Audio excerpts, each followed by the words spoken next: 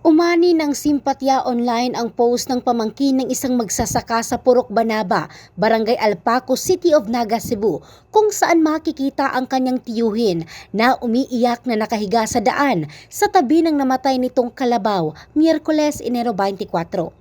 Sa Facebook post ni Sil Alimento Ripuela, inihayag na nangyari ito matapos umanong maturukan ng mga personnel ng City Veterinary Office ang naturang kalabaw ng kanyang tiyuhing si Andres Alimento, 70 anyos. Pagkatapos umanong maturukan ang kalabaw, dinala na ito ng kanyang tiyuhin pauwi at sa kaligitnaan ng kanilang paglalakbay, bigla na lang itong natumba at nanginig bago tuluyang namatay. Samantala, sinabi naman ni Maria Flor Golosino, anak ni Tatay Andres, sa panayam ng local media na ang kanilang baka at kalabaw ang naturukan ng mga panahong iyon, ngunit ang kanilang kalabaw lang ang nasawi.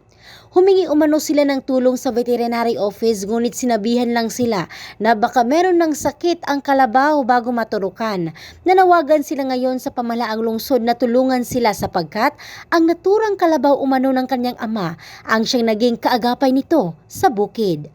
Ang bahaging ito ay hatid ng Drive Max Adult Herbal Capsule, lalaking laging umaangat.